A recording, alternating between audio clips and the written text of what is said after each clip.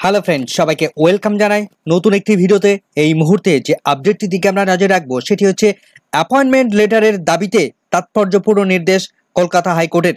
প্রাথমিক শিক্ষক নিয়োগে বঞ্চিত হয়েছিলেন, পরে নিজের পজিশন জানতে পেরে মামলা করেন কলকাতা হাইকোর্টে। সেই মামলায় তাৎপর্যপূর্ণ মোড় নিতে চলেছে। পর্ষদও যুক্তিতর্কে ভরপুর করে তারা লড়ছে। সেই মামলা কোন দিকে এগোলো, কি নির্দেশ দিলেন মাননীয় বিচারপতি, মামলাকারীর অ্যাপয়েন্টমেন্ট লেটারের দাবি কি পূর্ণ করলেন বিচারপতি, বিস্তারিত থাকবে এই ভিডিওর মধ্যে। অনুরোধ করব ভিডিওটি সম্পূর্ণ দেখার, কোনো রকম স্কিপ না করে। চ্যানেলটিতে নতুন হলে অবশ্যই একটু সাবস্ক্রাইব করে রাখার অনুরোধ রইল। তো চলুন বিস্তারিত আমরা জেনে নিই এবং তার অর্ডার কপির বিস্তারিত ব্যাখ্যাও আমরা করব। তো 2014 প্রাথমিক টেট থেকে 2016 সালে যে 42,000 প্রাথমিক শিক্ষকের প্যানেল প্রিপেয়ার করেছিল প্রাথমিক শিক্ষা পর্ষদ, সেই সঙ্গে পরবর্তীতে কলকাতা হাইকোর্টের নির্দেশে সেই প্যানেল প্রকাশিত হয় এবং তার কাট অফ প্রকাশিত হয়। তো সেই কাট অফ দেখার পর এই মামলার পিটিশনার তিনি দেখেন তার জেলায় যে কাট অফ মার্কস বা ব্রেকআপ মার্কস প্রকাশিত হয়েছে, সেখানে লাস্ট যিনি চাকরি পেয়েছেন তার থেকে তার মার্কস বেশি রয়েছে।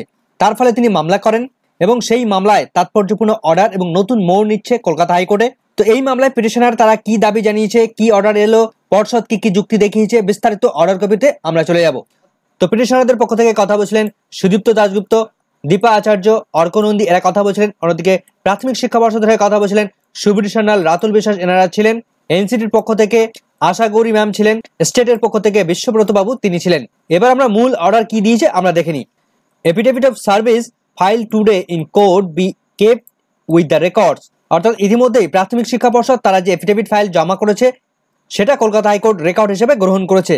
এরপরে যেটা বলা হচ্ছে, the petitioner participated in the recruitment process of primary school teachers conducted by West Bengal Board of Primary Education in the year 2016। অর্থাৎ প্রাথমিক শিক্ষা পর্ষদ তারা 2016 সালে যে 42,949 জনের প্যানেল তৈরি করেছিল, সেই রিক্রুটমেন্ট প্রসেসে এই মামলার পিটিশনাররা তারা পার্টিসিপেটেড করেছিল। অংশগ্রহণ করা সত্ত্বেও তারা চাকরি পায়নি।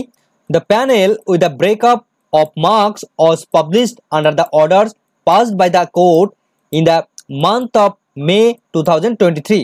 2023 সালের মে মাসে এসে কলকাতা হাইকোর্টের নির্দেশ অনুসারে 2016 সালের 42,000 প্যানেল পাবলিশড হয় এবং সেখানে ব্রেকআপ মার্কস সহ ডিটেলসে প্রকাশিত হয়।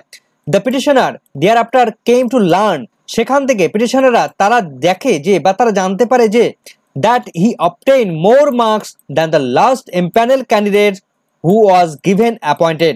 পিটিশনারের অ্যাপ্লাই করা যে জেলা, সেই জেলায় লাস্ট যে ক্যান্ডিডেট এমপ্যানেল হয়েছেন অর্থাৎ চাকরি পেয়েছেন, অর্থাৎ লাস্ট যে ব্যক্তিকে অ্যাপয়েন্টমেন্ট প্রদান করা হয়েছে তার থেকে তিনি বেশি মার্কস পেয়েছেন, মোর মার্কস পেয়েছেন, টোটাল স্কোরে তার অনেকটা বেশি রয়েছে। পিটিশনাররা এবার তারা কি দাবি জানিয়েছে দেখুন, এখানে উল্লেখ করা রয়েছে, prayer has been made for issuance of appointment letter in favour of the petitioner. এই মামলার যারা পিটিশনার তারা তাদের ফেভারে অর্থাৎ তাদেরকে অ্যাপয়েন্টমেন্ট লেটার ইস্যু করার জন্য তারা প্রেয়ার জানিয়েছে। অর্থাৎ তাদের মার্কস বেশি থাকায় তারাও যেন চাকরি পায় বা তারা যেন চাকরি তাদের দেওয়া হয়, এমনটা তারা প্রেয়ার জানিয়েছে কলকাতা হাইকোর্টের কাছে। Learned advocate representing the West Bengal Board of Primary Education raised a preliminary issue with regard to the maintainability of the writ petition. অর্থাৎ প্রাথমিক শিক্ষা পর্ষদের হয়ে কথা বলছিলেন সুবীর সান্যাল মহাশয়। তিনি যে বিষয়টা দাবি জানিয়েছেন, প্রাথমিক পর্যায়ে এই যে মামলা নতুনভাবে করা হয়েছে সেটা সম্পূর্ণভাবে তার মেইনটেনেবিলিটিকে রক্ষা করেনি। এই মামলাটি 2024 সালে এসে করা। এই কারণে মিস্টার সুবীর সান্যাল প্রাথমিক শিক্ষা পর্ষদের তরফ থেকে তিনি জানান এই মামলার পিটিশনাররা তারা এতদিন ধরে কি করছিলেন। অর্থাৎ তিনি বলতে চান যে 2016 সালের রিক্রুটমেন্ট প্রসেস, তারপর প্যানেল প্রকাশিত হয়েছে 2023 সালে, তো তিনি 2024 সালে এসে কেন মামলা করছেন, তার রিট পিটিশন ফাইল করার মেইনটেনেবিলিটি কতটা রক্ষা পাচ্ছে সেটা প্রথমে দেখা হোক।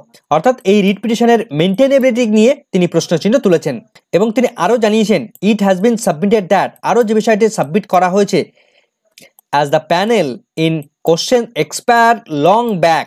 সেই প্যানেল 2016 সালের 42,000 প্যানেল অলরেডি দীর্ঘ সময় হয়ে গেছে, সে প্যানেল এক্সপায়ার করে গেছে, সেই প্যানেলের আর অস্তিত্ব নেই।